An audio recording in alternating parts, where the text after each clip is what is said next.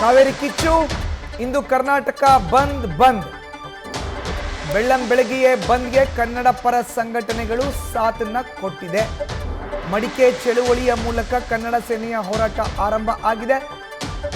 ಮಂಡ್ಯದ ಸಂಜಯ ವೃತ್ತದಲ್ಲಿ ಹೋರಾಟಗಾರರು ಜಮಾವಣೆಗೊಂಡಿದ್ದಾರೆ. ಬಂದ್ ಹಿನ್ನೆಲೆಯಲ್ಲಿ ಮಂಡ್ಯದಲ್ಲಿ ಪೊಲೀಸರು ಹೈ ಅಲರ್ಟ್ ಆಗಿದ್ದಾರೆ. ಜಿಲ್ಲೆಯಾದ್ಯಂತ 2000ಕ್ಕೂ ಹೆಚ್ಚು ಪೊಲೀಸರನ್ನ ನಿಯೋಜಿಸಲಾಗಿದೆ. ನೋಡಿ, ಬೈಕ್ ರ್ಯಾಲಿ ಮಾಡ್ತಾ ಇದ್ದಾರೆ ಈಗ ಮಂಡ್ಯದಲ್ಲಿ. ಇದು ಮಂಡ್ಯದ ಚಿತ್ರಣ. ಸಂಜಯ್ ವೃತ್ತದಿಂದ ಹೊರಟಿದೆ ಬೈಕ್ ರ್ಯಾಲಿ. ಇದು ಟುವರ್ಡ್ಸ್ ಶ್ರೀರಂಗಪಟ್ಟಣ ಹೋಗ್ತಾ ಇರೋದು. ಕಾರಣ ಏನಂತ ಹೇಳಿದ್ರೆ, ನಾವು ನೋಡ್ತಾ ಇದ್ದೀವಲ್ಲ, ಬೆಂಗಳೂರು ಟು ಮೈಸೂರು ಬಸ್ಗಳೆಲ್ಲ ಓಡಾಡ್ತಾ ಇದೆ, KSRTC. ಸೊ ಈಗ ಅವರು ಮಂಡ್ಯದ ಸಂಜಯ್ ವೃತ್ತದಿಂದ ಹೊರಟಿದ್ದಾರೆ. ಮಂಡ್ಯದ ಪ್ರಮುಖ ನಗರಗಳಲ್ಲಿ ಅವರು ರೌಂಡನ್ನು ಹಾಕೋರಿದ್ದಾರೆ, ರ್ಯಾಲಿಯನ್ನು ಮಾಡೋರು ಇದ್ದಾರೆ. ಎಲ್ಲೆಲ್ಲ ಅಂಗಡಿ ಮುಗ್ಗಟ್ಟುಗಳನ್ನು ತೆರೆಯಲಾಗಿದೆಯೋ ಅದನ್ನೆಲ್ಲ ಕೂಡ ಬಂದ್ ಮಾಡಿಸ್ತಾರೆ. ಬಂದ್ ಮಾಡಿಸಿ ಇವತ್ತು ಹೋರಾಟಕ್ಕೆ ಬೆಂಬಲವನ್ನು ಸೂಚಿಸ್ತಾರೆ. ಬಂದ್ ಮಾಡಬೇಕು, ರಾಜ್ಯ ಸರ್ಕಾರದ ಮೇಲೆ ಅವರು ಒತ್ತಡವನ್ನು ತರ್ತಾರೆ. ಯಾವುದೇ ಕಾರಣಕ್ಕೂ Kaveri water management authority CWMA, Kaveri water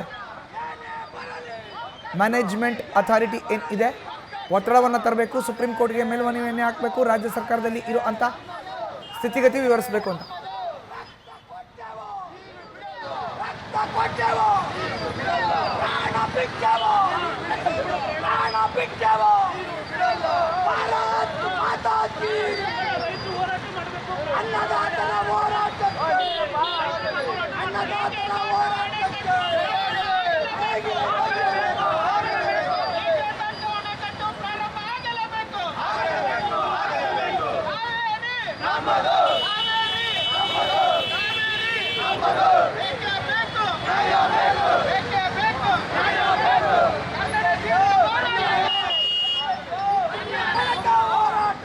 ಇನ್ನು ಇವತ್ತು ಆಗಸ್ಟ್ 13 ಬಂದ್ಗೆ ಕರೆಯನ್ನು ನೀಡಲಾಗಿದೆ. ನಮ್ಮ ಪ್ರತಿನಿಧಿಗಳು ಈಗ ಜಾಯ್ನ್ ಆಗ್ತಾ ಇದ್ದಾರೆ. ವಾಟಾಳ್ ನಾಗರಾಜ್ ಅವರ ನಿವಾಸದಿಂದ ನಮ್ಮ ಪ್ರತಿನಿಧಿ ಚಂದನ, ಬೆಂಗಳೂರಿನ ಸ್ಯಾಟಲೈಟ್ ಬಸ್ ನಿಲ್ದಾಣದಿಂದ ನಮ್ಮ ಪ್ರತಿನಿಧಿ ಚಂದ್ರಶೇಖರ್, ಇನ್ನು ಕೆಂಪೇಗೌಡ ಬಸ್ ನಿಲ್ದಾಣದಿಂದ ನಮ್ಮ ಪ್ರತಿನಿಧಿ ಸವಿತಾ, ಹಾಗೂ ಮಂಡ್ಯದಿಂದ ನಮ್ಮ ಪ್ರತಿನಿಧಿ ನಂದೀಶ್ ಜಾಯ್ನ್ ಆಗ್ತಾ ಇದ್ದಾರೆ. ನಾನು ಮೊದಲನೇದಾಗಿ ಚಂದ್ರಶೇಖರ್ನ ಮಾತಾಡಿಸ್ತೀನಿ. ಬೆಂಗಳೂರಿನ ಸ್ಯಾಟಲೈಟ್ ಬಸ್ ನಿಲ್ದಾಣದ ಆವರಣದಲ್ಲಿ ಇದ್ದಾರೆ. ಚಂದ್ರು, ಬೆಂಗಳೂರು ಮೈಸೂರು, ಹಳೆ ಮೈಸೂರು ಭಾಗಕ್ಕೆ ಹೋಗೋ ಅಂಥ ಬಸ್ಗಳು ಪ್ರಯಾಣ ಮಾಡೋ ಅಂಥ ಜಾಗ ಅಂದರೆ ಅದು ಬೆಂಗಳೂರಿನ ಸ್ಯಾಟಲೈಟ್ ಬಸ್ ನಿಲ್ದಾಣ. ಅಲ್ಲಿಯ ಚಿತ್ರಣ ಈಗ 9 ಗಂಟೆ ಸುಮಾರು 6 ಗಂಟೆಯಿಂದ ಬಂದ್ ಆರಂಭ ಆಗಿರುವಂಥದ್ದು ಬಸ್ ಪ್ರಯಾಣ. ಅಲ್ಲಿ ಪ್ರಯಾಣಿಕರು ಯಾವ ರೀತಿ ಪ್ರತಿಕ್ರಿಯೆಯನ್ನ ನೀಡ್ತಾ ಇದ್ದಾರೆ, ಎಕ್ಸ್ಪ್ಲೈನ್ ಮಾಡೋದಾದ್ರೆ.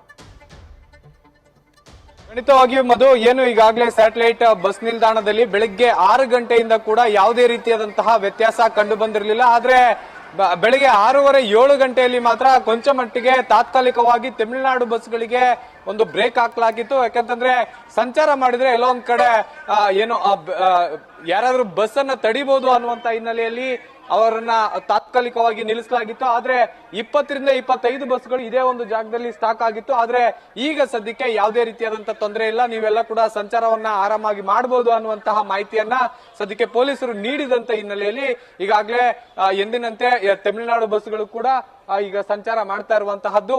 ಇನ್ನು ಈ ಒಂದು ಬಸ್ ನಿಲ್ದಾಣ ಏನಿದೆ, ಈ ಒಂದು ಬಸ್ ನಿಲ್ದಾಣದಲ್ಲಿ ಏನು ಈ ಒಂದು ಬ್ಯಾಕ್ ಸೈಡ್ ಗೇಟ್ ಏನಿದೆ, ಎಂಟ್ರೆನ್ಸ್ ಗೇಟ್ ಗಿಂತ ಎಕ್ಸಿಟ್ ಗೇಟ್ ಗಿಂತ ಆ ಒಂದು ಗೇಟ್ ನಲ್ಲೇ ಸ್ವಲ್ಪ ಜನ ಏನೋ ಪ್ರತಿಭಟನಾಕಾರರು ನುಗ್ಗುವಂತ ಚಾನ್ಸಸ್ ಇರುವಂತ ಹಿನ್ನೆಲೆಯಲ್ಲಿ ಇಲ್ಲೇ ಒಂದು KSRP ತುಕಡಿ ಜೊತೆಗೆ ಒಬ್ಬ ಇನ್ಸ್ಪೆಕ್ಟರ್ ನೇತೃತ್ವದಲ್ಲಿ 3 ಜನ ಸಬ್ ಇನ್ಸ್ಪೆಕ್ಟರ್ಗಳನ್ನ ಇಲ್ಲಿ ನೇಮಕ ಮಾಡಿರುವಂತಹದ್ದು. ಒಂದು KSRP ತುಕಡಿಯನ್ನ ಇಲ್ಲೇ ಒಂದು ಎಕ್ಸಿಟ್ ಗೇಟ್ ಅಂದ್ರೆ ಎಂಟ್ರಿ ಗೇಟ್ ಏನಿದೆ, ಒಂದು ಎಂಟ್ರಿ ಗೇಟ್ ನಲ್ಲಿ ಹಾಕಿರುವಂತಹದ್ದು. ಯಾರೇ ಪ್ರತಿಭಟನಾಕಾರರು ಏನಾದ್ರೂ ಒಳಗಡೆ ಬರುವಂತ ಪ್ರಯತ್ನ ಮಾಡಿದ್ರೆ ಇಲ್ಲೇ ಒಂದು ಅವರನ್ನ ತಡಿಬೇಕು ಅನ್ನುವಂತ ಹಿನ್ನೆಲೆಯಲ್ಲಿ ಈ ರೀತಿಯಾದಂತಹ ವ್ಯವಸ್ಥೆಯನ್ನ ಸದ್ಯಕ್ಕೆ ಪೊಲೀಸರು ಮಾಡಿಕೊಂಡಿರುವಂತಹದ್ದು. ಇನ್ನು ಯಾವುದೇ ರೀತಿಯಾದಂತಹ ಅಹಿತಕರ ಘಟನೆಗಳು ಬಸ್ ನಿಲ್ದಾಣದ ಸುತ್ತಮುತ್ತ ಆಗಬಾರದು ಅನ್ನುವಂತ ಹಿನ್ನೆಲೆಯಲ್ಲಿ ಸದ್ಯಕ್ಕೆ ಸಾಕಷ್ಟು ಕಟ್ಟೆಚ್ಚರ ವಹಿಸಿ ಸೂಕ್ತ ಭದ್ರತೆಯನ್ನ ಪೊಲೀಸರು ಒದಗಿಸಿರುವಂತಹದ್ದು. ಇದನ್ನ ಹೊರತುಪಡಿಸಿದ್ರೆ ಇನ್ನು ಏನು ಸಂಚಾರಕ್ಕೆ ಸ್ವಲ್ಪ ಜನ ಪ್ರಯಾಣಿಕರು ಬಂದ್ ಆಗುತ್ತೆ ಅನ್ನುವಂತಹ ಒಂದು ಭಯದ ಭೀತಿಯಲ್ಲೇ ಎಲ್ಲೋ ಒಂದ್ ಕಡೆ ಕೊಂಚ ಮಟ್ಟಿಗೆ ಪ್ರಯಾಣಿಕರ ಸಂಖ್ಯೆ ಈ ಒಂದು ಬಸ್ ನಿಲ್ದಾಣದಲ್ಲಿ ಕಡಿಮೆ ಆಗಿದೆ ಅಂತಂದ್ರೆ ತಪ್ಪಾಗಲ್ಲ. ಯಾಕೆಂತಂದ್ರೆ ಸ್ಯಾಟಲೈಟ್ ಬಸ್ ನಿಲ್ದಾಣ ಅಂತಂದ್ರೆ ಸಾಕಷ್ಟು ಜನ ಇಲ್ಲಿ ಕೂಡ ಬರ್ತಾರೆ. ಮಂಡ್ಯ, ಮೈಸೂರು, ಮದ್ದೂರು ಈ ಕಡೆ ಹೋಗುವಂತವ್ರು, ಜೊತೆಗೆ ತಮಿಳುನಾಡು ಕಡೆ ಹೋಗುವಂತವ್ರು ಕೂಡ ಇಲ್ಲಿ ಸಾಕಷ್ಟು ಜನ ಬರ್ತಾ ಇದ್ರು. ಆದ್ರೆ ಇಂದು ಯಾಕೋ ಅಂದ್ರೆ ಬಂದ್ ಆಗುತ್ತೆ ಅನ್ನುವಂತಹ ಭಯದಿಂದ ಏನೋ ಗೊತ್ತಿಲ್ಲ, ಸದ್ಯಕ್ಕೆ ಪ್ರಯಾಣಿಕರ ಸಂಖ್ಯೆ ಕೊಂಚ ಮಟ್ಟಿಗೆ ಇಳಿಕೆ ಆಗಿರುವಂತಹದ್ದು. ಯಾರು ಕೂಡ ಪ್ರಯಾಣಿಕರು ಬರ್ತಾ ಇಲ್ಲ. ಬೆಳಗ್ಗೆ ಏನು ತಮ್ಮ ರಿಸರ್ವೇಶನ್ ಇರ್ತಾ ಇತ್ತು, ಆ ಒಂದು ರಿಸರ್ವೇಶನ್ ಮಾಡ್ಕೊಂಡಿದ್ದಂತ ಪ್ರಯಾಣಿಕರು ಮಾತ್ರ ಬಂದು ತಮ್ಮ ಪಾಡಿಗೆ ತಾವು ಬಸ್ಗಳನ್ನ ಹತ್ತಿ ಹೋಗಿದ್ರು. ಆದ್ರೆ ನಾರ್ಮಲ್ ಆಗಿ ಸಂಚಾರ ಮಾಡ್ತಾ ಇದ್ದಂತಹ ಕೆಎಸ್ಆರ್ಟಿಸಿ ಆಗಿರ್ಬೋದು, ಕೇರಳ ಏನೋ ಕೆಎಸ್ಆರ್ಟಿಸಿ ಆಗಿರ್ಬೋದು, ಜೊತೆಗೆ ತಮಿಳುನಾಡು ಬಸ್ಗಳಾಗಿರ್ಬೋದು, ಎಲ್ಲಾ ಬಸ್ಗಳಿಗೂ ಕೂಡ ಪ್ರಯಾಣಿಕರು ಬರ್ತಾ ಇದ್ರು. ಆದ್ರೆ ಇಂದು ಸ್ವಲ್ಪ ಮಟ್ಟಿಗೆ ಪ್ರಯಾಣಿಕರ ಸಂಖ್ಯೆಯಲ್ಲಿ ಕಡಿಮೆ ಆಗಿದೆ ಅಂತಂದ್ರೆ ತಪ್ಪಾಗಲ್ಲ. ಈಗಾಗಲೇ ನಾನು ಬಸ್ ನಿಲ್ದಾಣವನ್ನ ತೋರಿಸುವಂತ ಪ್ರಯತ್ನ ಕೂಡ ಪಡ್ತೇನೆ. ಅಲ್ಲಿ ಯಾರು ಕೂಡ ಪ್ರಯಾಣಿಕರಿಲ್ಲದೆ ಖಾಲಿ ಹೊಡಿತಾ ಇರೋದು ಬಸ್ ನಿಲ್ದಾಣ ಕೂಡ ನಾವು ಕಾಣಬಹುದು. ಅಲ್ಲೊಬ್ರು ಇಲ್ಲೊಬ್ರು ಪ್ರಯಾಣಿಕರು ಬಂದ್ರೆ ಹೆಚ್ಚು.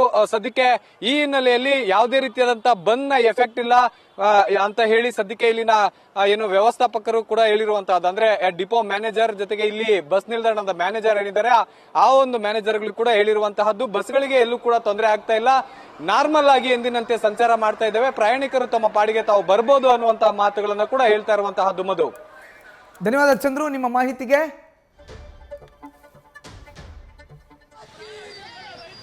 ಇನ್ನು ಮಂಡ್ಯದಲ್ಲಿ ಆಗ್ತಿರುವಂತಹ ಬೈಕ್ ರ್ಯಾಲಿ ಜೊತೆಗೆ ಮಂಡ್ಯದ ಬಂದ್ ಬಗ್ಗೆ ನಮ್ಮ ಪ್ರತಿನಿಧಿ ನಂದೀಶ್ ಪ್ರತ್ಯಕ್ಷ ವರದಿಯನ್ನ ಕೊಟ್ಟಿದ್ದಾರೆ, ಬನ್ನಿ ನೋಡೋಣ. ನಾಗರಾಜ್ ಅವರು ಇವತ್ತು ಕರ್ನಾಟಕ ಬಂದ್ಗೆ ಕರೆಯನ್ನ ಕೊಟ್ಟಿದ್ದಾರೆ.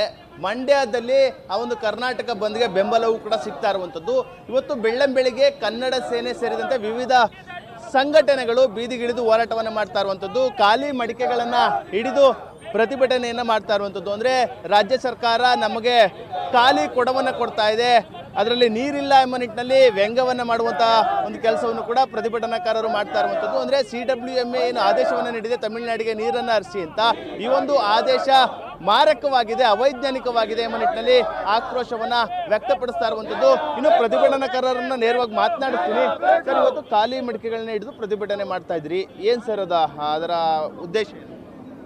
ನಮ್ಮಲ್ಲಿ ಅರ್ಧ ಮಡಕೆಯಷ್ಟು ನೀರು ಕಾವೇರಿ ನದಿ ನೀರಲ್ಲಿದೆ. ಇಂತಹ ಸಂದರ್ಭದಲ್ಲಿ ನೀರನ್ನು ಬಿಟ್ಟರೆ ತಮಿಳುನಾಡಿಗೆ ಅರ್ಧ ಮಡಕೆ ಖಾಲಿ ಮಡಕ ಆಗುತ್ತೆ. ಹಾಗಾಗಿ ಯಾವುದೇ ಕಾರಣಕ್ಕೂ ಸರ್ಕಾರ ಈ ಬದ್ಧತೆಯೇ ಮುಂದುವರಿಸಿ ಯಾವುದೇ ಕಾರಣಕ್ಕೂ ತಮಿಳುನಾಡಿಗೆ ನೀರು ಬಿಡುವ ಆಗ್ರಹವನ್ನು ಮಾಡಬಾರ್ದು. ಇವತ್ತು ಸದನ ಏನು ವಿಧಾನಸಭೆ ಅಧಿವೇಶನ ನಡೀತಾ ಇದೆ. ಸರ್ವ ಪಕ್ಷದ ಶಾಸಕರುಗಳು ಸರ್ವಾಜ್ಞವನ್ನು ತಂದು ರಾಜ್ಯದ ಹಿತವನ್ನು ಕಾಪಾಡಬೇಕು. ಬಂಗಾರಪ್ಪನವರ ನಡೆದು ಸರ್ಕಾರ ಹಿತವನ್ನು ಕಾಪಾಡುವ ನಿಟ್ಟಿನಲ್ಲಿ ಮಹತ್ವವಾದ ಯೋಜನೆಯನ್ನು ತೆಗೆದುಕೊಳ್ಬೇಕು ಅನ್ನುವ ಆಗ್ರಹವನ್ನು ಮಾಡ್ತಾ ಇದ್ದೇವೆ. ಯಾವುದೇ ಕಾರಣಕ್ಕೂ ಖಾಲಿ ಮಡಕೆಯನ್ನು ಮಾಡಬೇಡಿ, ರೈತರನ್ನ ಹೊಟ್ಟೆಗೆ ಅನ್ನ ಇಲ್ದಂಗೆ ಮಾಡಬೇಡಿ. ಈಗಾಗಲೇ ಬೆಳೆ ಇಲ್ಲ, ಹೊಸ ಬೆಳೆ ಇಲ್ಲ, ನೀರಿಲ್ಲ, ಇಂತಹ ಸ್ಥಿತಿಗೆ ಮತ್ತೆ ರೈತರನ್ನ ಎಲ್ಲೋ ನಿಲ್ಲಿಸಿ ಹಾಳು ಮಾಡಬೇಡಿ ಅಂತೇಳಿ ನಾನು ಮನವಿ ಮಾಡ್ಕೊತಿದ್ದೀನಿ.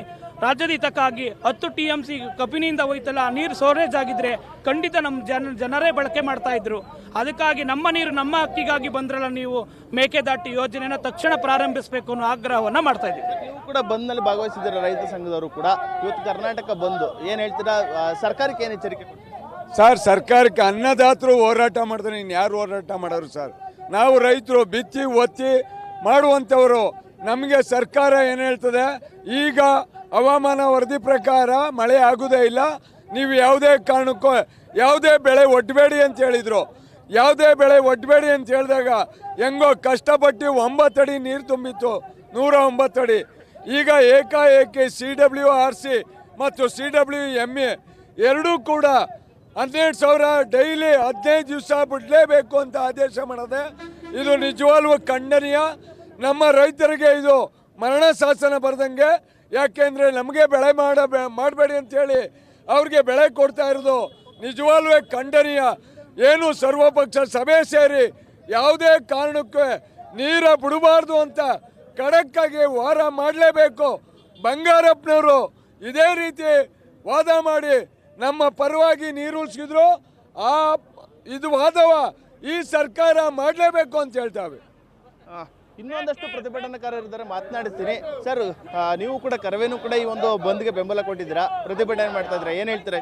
ಸರ್, ಬಂದ್ಗೆ ಬೆಂಬಲ ಯಾವ ರೀತಿ ಅಂದರೆ ಜಿಲ್ಲೆ ಹಿತರಕ್ಷಿಗೋಸ್ಕರ ನಾವು ಬೆಂಬಲಿಸ್ತೀವಿ. ಯಾವುದು ಈ ನಾಡಿನ ಹಿತಕ್ಕೋಸ್ಕರ ನಮ್ಮ ರಾಜ್ಯ ನಾಯಕರು ಬೆಂಬಲವನ್ನು ವಾಪಸ್ ಮಾಡಿ. ಯಾಕೆ ಅಂದರೆ ಕಾವೇರಿ ಕೊಳದಲ್ಲಿ ನೀರಿರೋ ದೃಷ್ಟಿಯಿಂದ ಇವತ್ತು ನಮ್ಮ ಜನಕ್ಕೆ ನಾವು ತೊಂದರೆ ಕೊಡಬಾರ್ದು ಅನ್ನೋ ನಿಲುವಲ್ಲಿ ನಮ್ಮ ರಾಜ್ಯದ ಎಲ್ಲ ಕಮಿಟಿಯ ಸದಸ್ಯರುಗಳು ಜಿಲ್ಲಾಧ್ಯಕ್ಷರುಗಳು ತೀರ್ಮಾನ ಮಾಡಿದ್ದಾರೆ. ಹಾಗಾಗಿ ನಾವು ಈ ಹೋರಾಟನ ಬೆಂಬಲಿಸ್ತೀವಿ. ಬಂದಿಗೆ ನಮ್ಮ ಜನಕ್ಕೆ ನಾವು ತೊಂದರೆ ಕೊಡೋದು ಬೇಡ ಅಂತಕ್ಕಂಥದ್ದೇ ನಮ್ಮ ಮನವಿ. ನಮ್ಮ ವಿಚಾರ ಏನಿದ್ರು ಕಾವೇರಿ ಕೊಳದ ಹಿತವನ್ನು ಕಾಪಾಡ್ತಕ್ಕಂಥ ಜನಪ್ರತಿನಿಧಿಗಳ ವಿರುದ್ಧವಾಗಿ ನಾವು ಹೋರಾಟವನ್ನು ಮಾಡ್ತಾ ಇದ್ದೀವಿ. ನಮ್ಮ ಕನ್ನಂಬಾಡಿ ಕಟ್ಟೆಯನ್ನು ಉಳಿಸಿಲ್ಲ, ನಮ್ಮ ಏರಿಯಾನ ಏನು ವ್ಯವಸಾಯದ ಬೆಳವಣಿಗೆಗಳನ್ನ ನಾವು ವಿಸ್ತರಿಸಿಲ್ಲ. ಇವತ್ತೇನು 1924 ಹಿಂದೆ ಇತ್ತೋ ಅಷ್ಟೇ ವ್ಯವಸಾಯನ ಮಾಡ್ತಾ ಇರೋದು, ವಿಸ್ತರಿಸೋಕೆ ಹೋಗಿಲ್ಲ.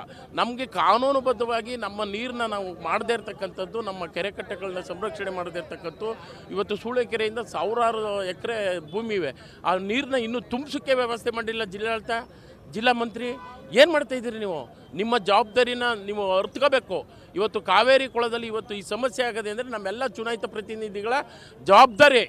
ಅವರೆಲ್ಲರ ನಿರ್ಲಕ್ಷ್ಯತನದಿಂದ ಇವತ್ತು ನಮಗೆ ಈ ಪರಿಸ್ಥಿತಿ ಬಂದಿದೆ. ಹಾಗಾಗಿ ಕರ್ನಾಟಕ ರಕ್ಷಣಾ ವೇದಿಕೆ ಶಿವರಾಮೇಗೌಡ ಬಣ ನ್ಯೂಸ್ ಫಸ್ಟ್ ನಿರ್ಭೀತಿಯಿಂದ ನಿಮ್ಮ ಪರವಾಗಿ.